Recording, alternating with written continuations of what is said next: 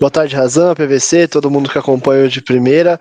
São 2.000 páginas de muito trabalho, viu, Razan? Muitas coisas aí que a gente, às vezes, a gente encontra um print dentro do print que tem uma informação pela data, que foi o caso da matéria de hoje, até desses indícios de manipulação, já desde o primeiro turno do Brasileirão do ano passado.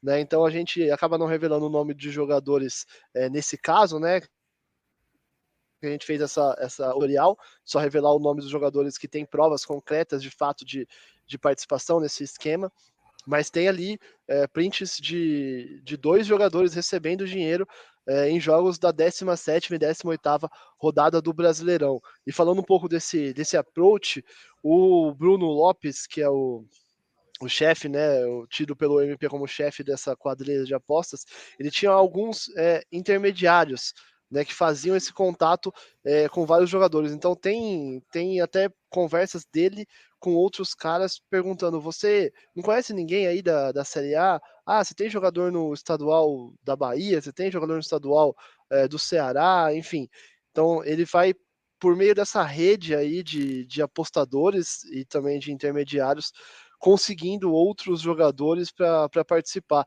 E tem até jogador que participa como intermediário.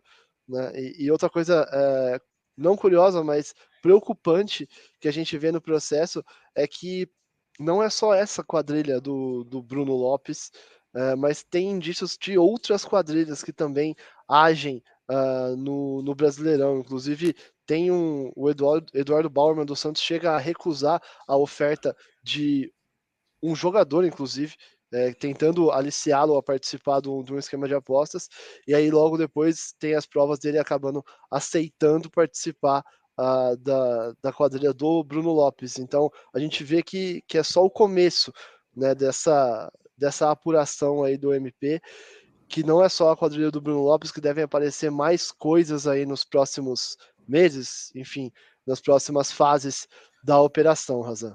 Que está na fase 2, né, Operação Penalidade Máxima, que está investigando esse caso da máfia das apostas. Já teve a fase 1, o primeiro estava naquele âmbito mais de não divisão de elite, que a gente fala, primeira divisão, ali mais no fundo, e agora chegou para a superfície, que é aqui o topo da pirâmide com a Série A do Campeonato Brasileiro. Essa informação que o Éder traz no All Sport é importante, porque tem indícios desde o primeiro turno do Brasileirão de 2022. E aí talvez seja importante explicar também, Éder, como que o MP de Goiás age e, do ponto de vista paralelo, a Justiça Desportiva, olhando para o âmbito nacional, que é o STJD. A gente trouxe informação ontem com o Rodrigo Matos do pedido da suspensão preventiva dos 8 jogadores que foram denunciados por 30 dias. Eles olham para o âmbito nacional, mas tem indícios de casos regionais nos estaduais, e aí é uma competência dos tribunais de justiça desportiva locais dos estados? Por enquanto, Razan, tá tudo centralizado lá no MP de Goiás. Né? Isso porque quem inicia esse processo é o presidente do Vila Nova, com a denúncia do Romário, do volante do Vila Nova, que hoje já está em outro clube, que eu não lembro agora qual. Por isso que a denúncia ocorre lá, e quem investiga é o Ministério Público de lá, e está tudo centralizado por enquanto lá. A gente tem provas, né, de participação de jogadores no esquema de apostas no Paulistão e no Gauchão. E a gente tem indícios, eu até dei essa matéria, acho que ontem ou anteontem, de manipulação em outros 10 estaduais. Né? Então, somando aí 12 estaduais em 2023 que teriam jogos não, são jogos manipulados, né? A gente fala manipulação de jogos, né? Não necessariamente do resultado, mas alguma coisa no jogo, um pênalti, um cartão, uma expulsão, enfim. Então são até 12 estaduais aí de 2023, por enquanto, que tem indícios de manipulação. Mas por enquanto, Razan, tudo centralizado lá em Goiânia. Se você até tiver essa reportagem para a gente falar desses estaduais, se me puder me mandar, acho que é legal a gente pontuar, porque eu cheguei a ver isso por alto, para ver se você ia falar alguma coisa. Não, então, só para lembrar aqui, assim, uma coisa que o José Eduardo Mansur, assessor especial da Secretaria da Fazenda, disse para a gente na sexta-feira, e que é importante, dito pelo assessor especial do Ministério da Fazenda, que está trabalhando no processo de regulamentação. Se a regulamentação tivesse sido feita antes, a chance de ter contido os escândalos seria muito maior. Por uma razão óbvia, você vai regular e você vai comprometer os sites a avisarem e retirarem do ar as apostas legais. Agora, a de 2018 para cá, 2018 eu estou dizendo, porque em dezembro de 2018 foi feita a legalização sem a regulamentação dos sites de apostas pelo governo Michel Temer. De lá para cá, teve escândalo na Série B do Rio de Janeiro, teve escândalo no Campeonato Paraibano, teve escândalo no Campeonato Amazonense. Então, só para reiterar, para reforçar o que está dizendo o Mansur, são 4 anos, e aí você vem Série B do Carioca, Campeonato Paraibano, Campeonato Amazonense, Série B do Brasileirão, Série A do Brasileirão. Então, em 5 anos, nós estamos falando de 5 denúncias de compra de resultados ou de situações de jogo por quadrilhas mafiosos das apostas.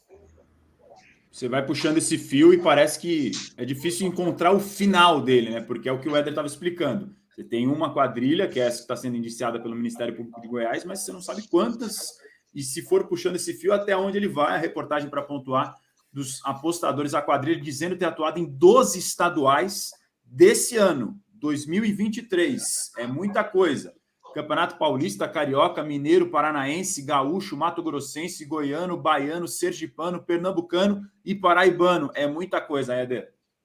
É muita coisa. Se a gente pegar ali embaixo, Razan, tem o print da parte do processo que ele fala, então é uma conversa, se eu não me engano, do Bruno Lopes com o Xambó, que é outro dos criminosos, e ele fala, ó, tô com contato, é que tá pequeno aí, mas eu vou ler aqui, tô com contato no Campeonato Mineiro, tô com contato no Paranaense, tô com contato no Paulista, no Baiano e tô com contato no Cearense.